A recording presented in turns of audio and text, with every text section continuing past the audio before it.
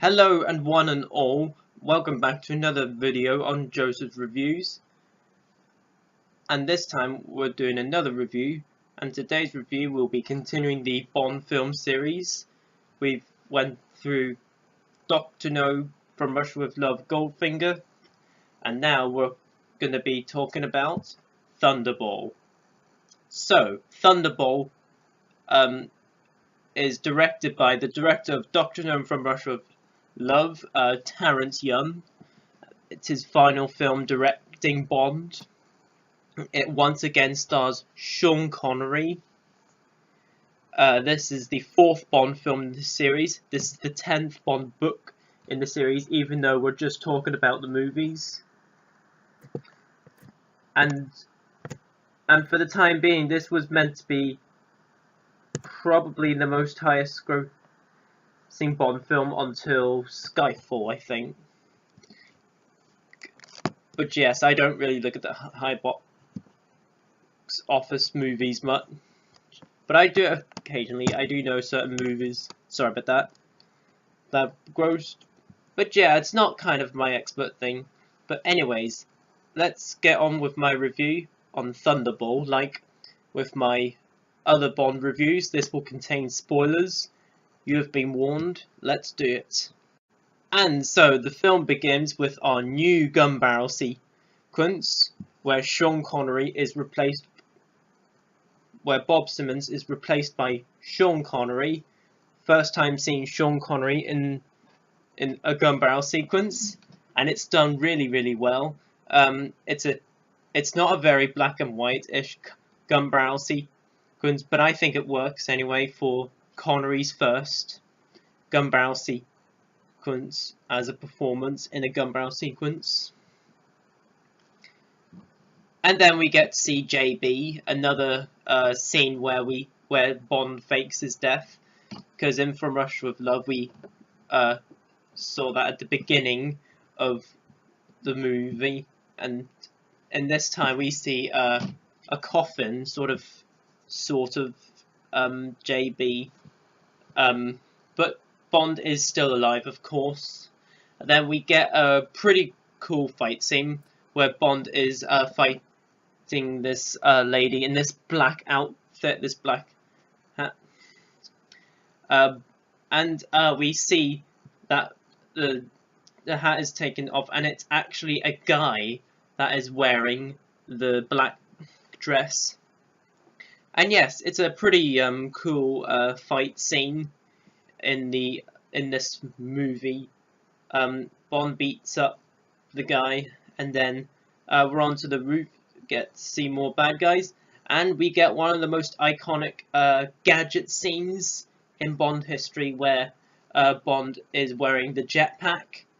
He's flying off the building, and he gets to the Aston Martin DB5.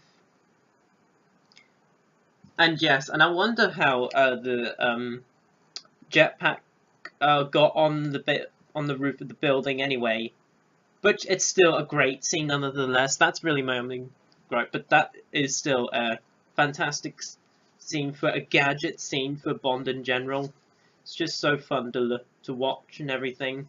And then you see water of the back of the DB5 come out, sprays on the bad guys, and then we get our title sequence with our new Bond song, Thunderball, sung by Tom Jones. Like Thunderball. What can I say? Out of all the Sean Connery Bond songs, this is probably my favourite of them all. I mean, Goldfingers was good, but for me it was Thunderballs. That was great. Just hearing that is just great. It's so cool. Just the way Tom Jones sings it is just really awesome. And so we're onto the film, and we're introduced to we're back into the Spectre organization.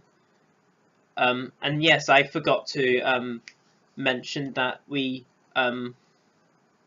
in From Russia with Love, where we get to see more review on Blofeld. We first time get to see the cat in From Russia with Love, and we're continuing that with this movie. And we are introduced to our main villain, Largo, who I will say, though, Largo isn't one of the best villains out there. Even though people give him crap because of the eye patch and everything don't work. But overall, I think he's fine. There's moments he's good in, which we'll get into in a bit. And we're also introduced to, which is most people's favourite bit of the film, which is Fiona Volpe, who was played by this Italian actress that I can never pronounce, because for those who know me, I can never pronounce names right. They're all different countries. It's confusing for me. But Fiona Volpe, she was good. Yeah, she was pretty damn good in this movie. Certain scenes with Bond and Largo, the scenes with her and Largo are just great. And hell, you even get our first casino scene where Bond meets Largo at the casino scene, and then we get another sort of Aston Martin DB5 car chase, even though it's not as good as the one in Goldfinger, but still entertaining to watch. And overall, guys, there are certain moments that do drag the movie. There's this scene where Bond is sort of lying down like this. He's on this sort of thing, and whatever it's called, I don't even know what it's called, but just trying to, I don't really know what you call it, but it's a scene where Bond is sort of lying down and his arms are like that, and one of the Bond girls is there, and Bond nearly looks warmed out in that scene. But yes. Now there's not much to say about this film because this is because at this point Sean Connery was starting to go his entertainment down with the role, because Kevin, hold on a minute, where is it? Kevin McCloy, yes, that's it, whoever that is, yes, who steps in with the producing, whatever he did, I don't know. But I do know that his name is in this movie. Overall, guys, this movie isn't as rememberable as the other three movies, but there are still some enjoyment moments to have in this movie. And then we're introduced to the main Bond girl in the film, that being Dynamo, who is one of the great Bond girls in the series, who is just great in this film, along with Fiona Volpe, who is now great. Femme Fatale, our first Femme Fatale character, another great hench villain. Most people in the Bond film community call all the side characters like henchmen. I just kind of call them hench villains because there's henchwomen in there. There's henchmen as well. So I kind of call them hench villain. Anyway. Then there's also a great scene where Bond and Fiona Volpe are both dancing together, and then Bond sort of turns and Fiona Volpe's own men shoot her by mistake. They're dancing in this scene, and then Bond puts her on a chair and says, "She's just dead," for those who know what I'm talking about. So guys, there are some water scenes in this film that don't... Well, Some war scenes are pretty good, but yes, they do slow down the movie. But the final water scene is pretty good. Oh, and one of the good water scenes is with the sharks and everything. Yeah, the shark scenes was a great scene. I loved the shark scene. That was really cool. And then what else happens? God, I'm trying to think what else happens in this film. Yes, there is a final climax, which we'll get into in a minute. There's a great scene with Bond and Donovan where there's one of the henchmen there who is standing to this thin tree. Bond's shooting this long thing through the henchmen. Oh, that is a great scene. Just well stuck to the tree, which is really cool.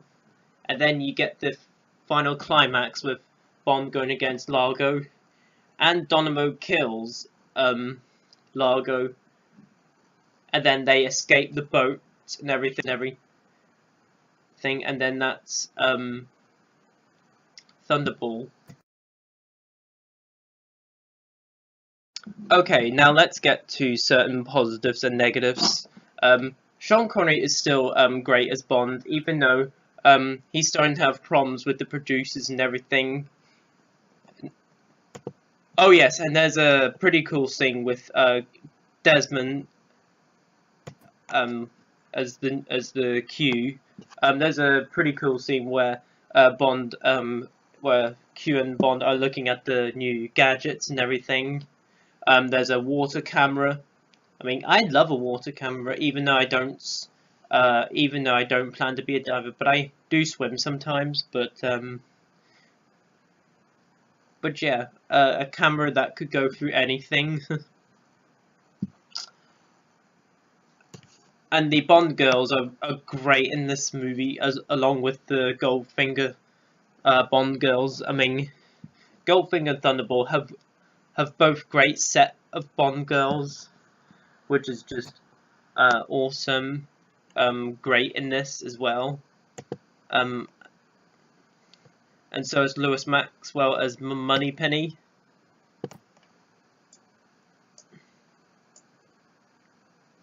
And yeah, there's not really much I can say about this one. Oh, and yes, Felix Leiter in this one.